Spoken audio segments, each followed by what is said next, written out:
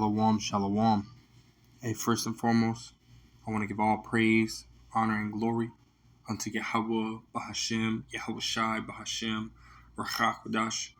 Double honors to the elder apostles and the elder bishops of Great Millstone who rule very well, very beautifully. Double salutations to the Akim out here pushing this gospel in truth and in sincerity to the best of their ability given to them by Yahweh Bashem El Shai. A peace, blessings, and salutations be unto the elect scattered abroad. May the election of Yahweh Bashem El Shai, Lord willing, upon your houses. This is the brother Quanawath, from the GMX Phoenix camp. Come back at you, Lord will, with the edifying lesson through the spirit and power of Yahweh Bashem El Shai. But a brother had posted this article, from ZeroHedge.com, in the chat, and I had seen it. And that's heavy, man, which we started to see a lot of this, ultimately start to take place in the beginning of the scamdemic, when they had to shut down and so on and so forth. And it's ultimately been getting worse, from that moment on. Right. But it says San Diego, which is a city in California, right? San Diego loses 22% of its police force due to the ICU-VICU requirements, man, and which they're still pushing that, man. They're still pushing, in some places, it's for the most part, it's very lax already, but there's some places that, are still pushing it, as we see right here, right? It says San Diego is witnessing the largest exodus of police officers from the city since 2009, and the majority of them are quitting because of the city's continued obsession with the Crown Vic Royale requirements. It says perhaps the smartest move the people of LA, Los Angeles County ever made was to elect Sheriff Alex Villanueva, who refused to enforce, so on and so forth, right? It says the decision probably saved them, blah, blah, blah. It says more right here in bold letters, more than 230 San Diego police officers have left the city employment in the 2022 fiscal year alone, right? 552 sworn deputies in 2021, totaling around 22% of all deputies in active service. Right, man, that's a lot, and for those that, don't necessarily know, San Diego, it's a fairly large, city, in California, but it's not, it's not extremely big, man, so that number, again, takes a huge toll on, being able to police and monitor and to counteract, criminal activity, man. The less police officers you have, California just alone is already, they call that place gangland, man. There's a lot of gang activity, a lot of, murder, theft, so on and so forth. There's a lot of activity that goes on in California, man. But with police officers less active, or less present, because there's so few, and well, guess what, man? The crime rate is ultimately going to go up, man, And I want to read this little bit right here. It's pretty heavy, man. This, little chart, whatever. This is on their San Diego Police Department Instagram.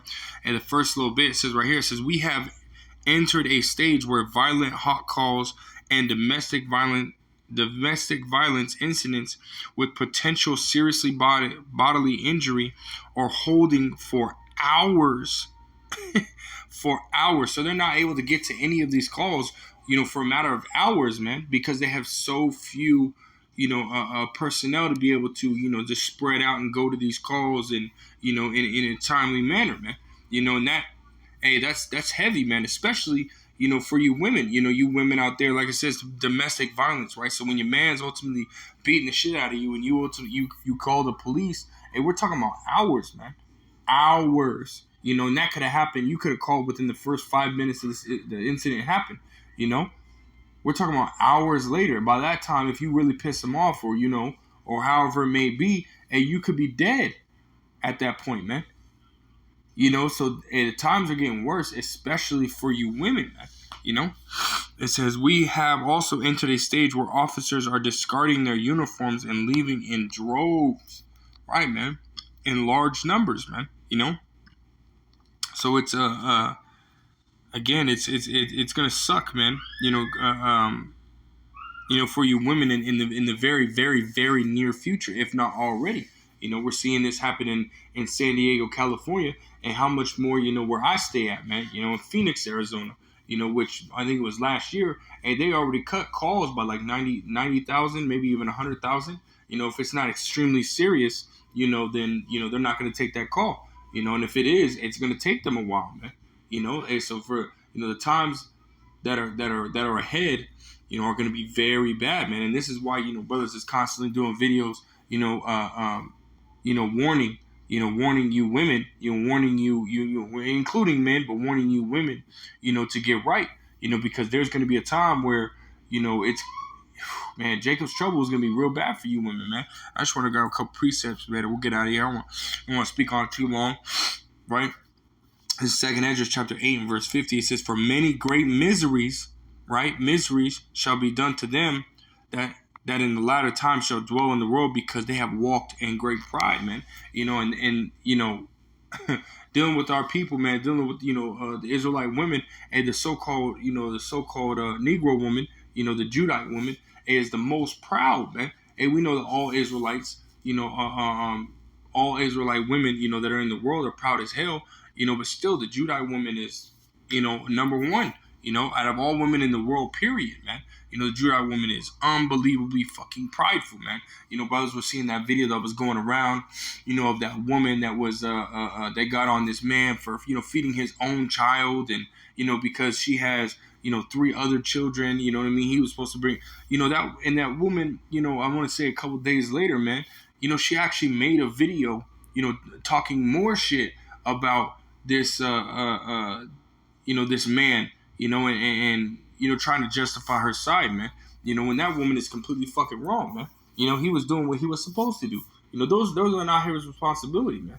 But she wanted to be proud. Oh, I don't need this nigga. I don't need you. My son don't need you. Well, that's his child too, But that's you fucking women, man. That's you fucking so-called black women. You women are fucking prideful. You women are fucking destroyed. You women are, man. Sometimes, man, when you think about this, it's like, damn, man. It vexes the hell out of you, man. But nonetheless, let me grab that word miseries, because that's what's coming, man. Pull that word back up again. Right? It says misery, right? It says a state of grievous affliction, right? Condition of external unhappiness. Dropping down to the bottom, it says condition of one in great sorrow or mental distress, man. And so you women, especially what's going on right now, man. The food prices are going up. You already got feminine products ultimately starting to, deplete from the shelves. You women that have babies, baby products are starting to deplete from the shelves. So you're not able to get, the things that, that you normally get, man. Prices are going up. Scriptures say that victuals shall be so good, so cheap upon the earth that you shall think yourself to be in good case. And as of right now, you can still go to a dollar store. You can still go to, your little Family Dollar, your Dollar General, whatever it may be, and get your little products, man. But there's going to come a time where none of that shit is going to be available to you, and you're going to be asked out, all hell is going to break loose, and you're going to be asked out. It's like you. And then, the brother, me and the brother Yuana, we're watching Bird Box. I think it was last night, man. And there was it was near the beginning, when all the, Sandra Bullock and all them, they end up in the house, right? You had this female, that she ran up, talk about she's a cop, man. But later going through the movie, what happens, man? She sees a dude die. You thinking you being a cop, you know what I mean? You see, which, dude made the comment that she was in the academy, that she wasn't necessarily a cop. But if you're going to be a cop, you would suspect that you would have this type of mentality that you're going to see some gruesome shit, man. You're going to see some shit that's scary. And well, she ended up not being able to handle the situation, man. And she lashed onto a man, So that's what's going to happen. The situation is ultimately going to get, completely dire. It's going to get to the point where, this I don't need a man type attitude, or I can do it all by myself attitude is going to go right the fuck out the window, man. We're talking about you not being able to eat. We're talking about you not being able to protect yourself from little Keyshawn that just got out of juvie, for doing a little small bid, and he ready to, he's single and ready to mingle. And this time he ain't taking no for an answer, right? So you run into that dude, and and he ready to get it on, and let you say no. He'll knock you out or whatever it may be, and take what he wants, man. This is the time that we're coming into, man. So you women need to get right, and we're warning you. You know, and hey, really, it's Yahweh Bashim Yahushua warning you women, man. You know, this is the time that we're in. You know, so let me grab a couple more scriptures, and then we'll get out of here. This is Isaiah chapter 32 and I'll start at verse 9. We'll just get a couple points. It's Isaiah 32 and 9. It says, rise up, you women that are at ease. And most of you women, man, think you got it easy, man. You know, you think you're good. You think, you mean you like. And even if you do got a man, you women in the world that do got a man, you out here, cheating on your man, committing adultery, doing all these different wicked things. And you think that because you got a man and you're going to be good. But no, that's not the case, man. The only ones that are going to be good as far as men are the men of the Lord, right? Even your man is going to bitch up, man. You can read about Jeremiah 33 and start at verse 5, going on down where it says that, every man shall have his hands upon his loins, Matter of fact, we'll come back to that. Let's grab that real quick. Jeremiah 33. It's like in Jeremiah 30, and we'll start at verse 5. It says, for thus saith the Lord Yahweh Bashim Yahushua, we have heard a voice of trembling, of fear and not peace, right? Because it's going to be a time full of fear, a time full of distress, a time full of misery, right? It says, ask ye now and see whether a man, right? Speaking of men, doth travail with child, right? Because a man is ultimately going to be in distress, let alone you women, a man is going to be in distress. It says, wherefore do I see every man with his hands on his loins as a woman in travail, and all faces are turned into paleness. Right. And again, that's going to Jacob's trouble. Verse 7, alas, for that day is great, so that none is like it. It is even the time of Jacob's trouble, but he shall be saved out of it, meaning the elect, right? The Lord Yahweh Shema Shai is going to guide the elect men, right? And their families, right? So you women, even if you do have a man, that man is not going to be able to make it. If he don't have Yahweh Bashim Shai, he's not going to be able to make it. He's going to be wigging out in those times just like you fucking women, man.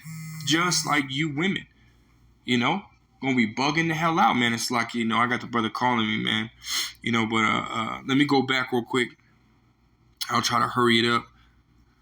Isaiah 32 and 9. It says, rise up, ye women that are at ease. Hear my voice, ye careless daughters. Give ear unto my speech, man. So, hey, you better pay attention, And, I would love to go into it, a little bit further, man.